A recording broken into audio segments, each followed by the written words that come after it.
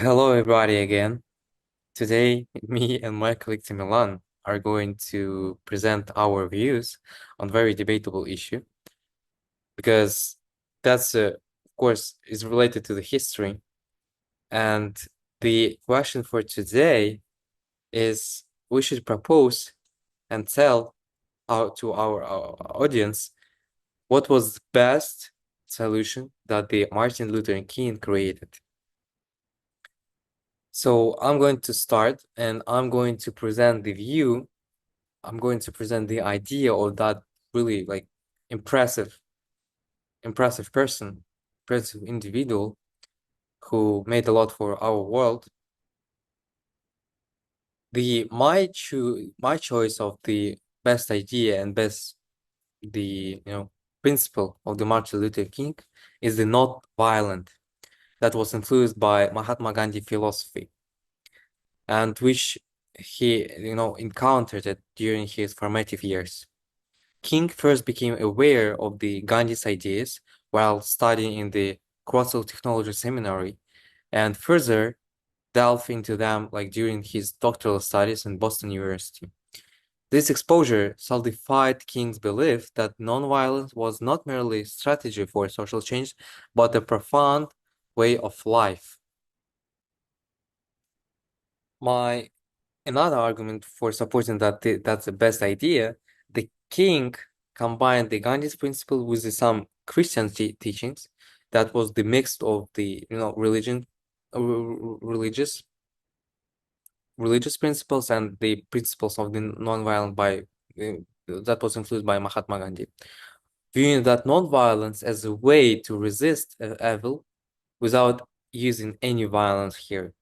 And he aimed to win over the opponents by appealing to their consistent promoting love and moral courage. That was on the his work Stride Toward Freedom by the Martin Luther King. And of course, the another source of the psychological underpinning was in the book that the autobiography of Martin Luther King Jr. that was edited by Carson. Another aspect why I believe that the idea of non-violent resistance that was influenced by Mahatma Gandhi, it's the best idea of the Martin Luther King, because he used non-violent resistance in the key campaign like Montgomery bus boycott in the Birmingham campaign. And these peaceful protests were effective in confronting like injustice and some, rely on public support. And of course, the King's trip to India in 1959 reinforced his commitment to nonviolence. He learned more about the Gandhi's methods and they saw their impact firsthand, which depended his understanding and resolve. Also, it was written in the book My Life with the Martin Luther King Jr. by Coretta Scott King. And another very crucial factor, King believed that nonviolence was essential for social and the spiritual changes, and he aimed to be the beloved community based on justice, equality, love, and some like similar Gandhi's vision, because the King was discriminated because he's black, while the Mahatma Gandhi was discriminated because he was actually black as well, but he was another race rather than the like people from England, from Great Britain. And of course, King used the Mahatma Gandhi's principles led to the significant changes in the United States and inspired global movement for justice. His leadership in the civil rights movement showed the power of nonviolent resistance.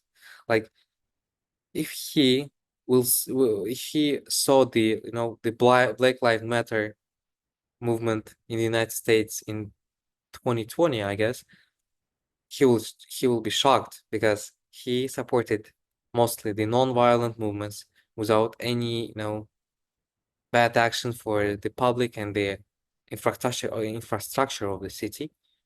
And I believe that this idea of the peace of the viewing that the world is a peaceful and like making changes by love and other like sensitive feelings, it's one of the, not the one of the, that's the best idea of the Martin Luther King, who changed a lot in the United States and in the world.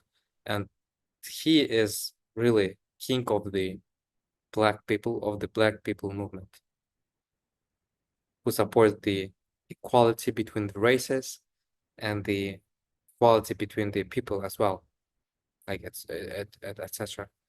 So yeah, thank you for reviewing and thank you for listening to me. That was really interesting to tell you about the Martin Luther King ideas. And Timurlan, it's your turn, so you can start. Thank you, Les, for presenting your position. And now I'm going to present my position about the Martin Luther King best idea. And you said about the nonviolent idea of his most advanced ideas. Yeah. But I think that the most developed and most useful of his ideas was the economy idea, meaning the economic justice for people, because the economic justice was a critical aspect of his broader struggle for civil rights and social equality. And he understood, he knew that the racial equality could not be achieved without addressing the deep economic difficulties that affected African Americans on those times and other marginalized communities as well. And I think that his idea was truly seen in his Poor People's Campaign. It was a campaign that launched in 1968, and that campaign aimed to address economic inequality by bringing together poor people from various racial backgrounds to demand economic rights and better living conditions. And that campaign had different objectives. First of all, of course, it was sought to secure a range of economic rights. For example, a guaranteed annual income, because King believed that everyone should have access to a basic level of income to ensure economic security. And of course, in those times, in 1960s, 70s, there was no such rights and securities from the government. And also one of his advanced ideas was that he argued for a living wage that would allow workers to meet their basic needs and live with dignity. And that adds another layer of his campaign, that he wanted affordable quality housing for everyone, because we understand that this is like the very basic need for everyone, because it allows you to feel comfort and safe in your house. And we cannot not mention the employment opportunities that he wanted to promote, because he advocated for government policies to create jobs and ensure full employment of every persons. And how he wanted to achieve those objectives of his campaign. He wanted to make a march, and he actually made a march on Washington, D.C., the capital of US. And he planned acts of civil disobedience, like to draw attention to the struggles and plight of the poor. And he wanted to make a pressure to the government to act, to make some actions, to make some laws and make any reasonable actions. And he saw that this was a loss of capitalism. This was just a great disadvantage of capitalism. And he made a really good critique of capitalism. He made a critique of capitalist system for creating economic disparities, economic inequalities between people. He saw capitalism as fundamentally flawed because it allowed like for the concentration of wealth and power in the hands of just a few people, while many remains in poverty. And we have that problems, for example, nowadays, and the US had that problems even now, but in that time they had a huge gap between ordinary people and a few ones. And of course, some might think that he was some kind of socialist and he wanted to maybe make a communism in the US, but actually not. He didn't want socialism and he did not advocate for that. And he did not advocate that in like traditional sense. He just supported a mixed economy with a stronger role of the government in regulating the economy and providing social like safety nets for the people. And he wanted an economic system that prioritized human needs over profit. So we see even nowadays how his ideas implementing in many countries.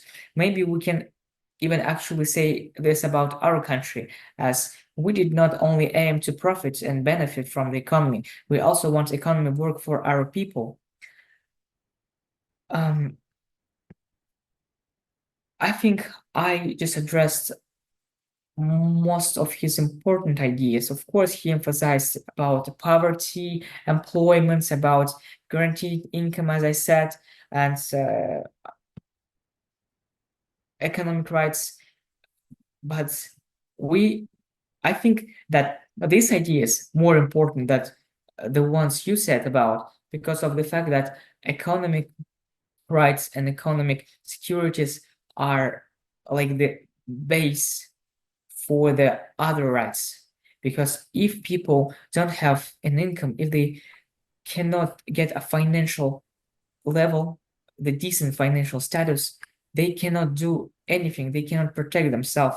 They can't do like anything. So I think that's the more important ideas. Yeah, actually that's true, but our debate is mostly about like we presented some like different views, but I told you the way and the method how he tried to implement his goals, his ideas. Mhm. And you told me the main idea of the main idea of his movement. But Mm. anyway, without the method how you would like to like influence for the public, influence by the government of the United States and or on the world, without this non-violent movement, I believe he will Mm. not get such a good result for nowadays. Because like for example, we have another like really good example, that the Mahatma Gandhi, who was like the freedom maker for India, who make the Indian people free. And he also used the non-violent method, non-violent resistance for the evil. And the Martin Luther King did the same, and the result is the consequences of his method. Like anyway, like any idea that he proposed in that way probably will be work so effective like for nowadays, you know. Okay, I might agree with you that the way of conducting your ideas may be more important, more important, but actually I just don't think that the non-violent was his best idea, because of the fact that it not always work. That's just why I think that the economic justice is more important, and it was more important on those times. But we see result. So the non-violent method was the best one.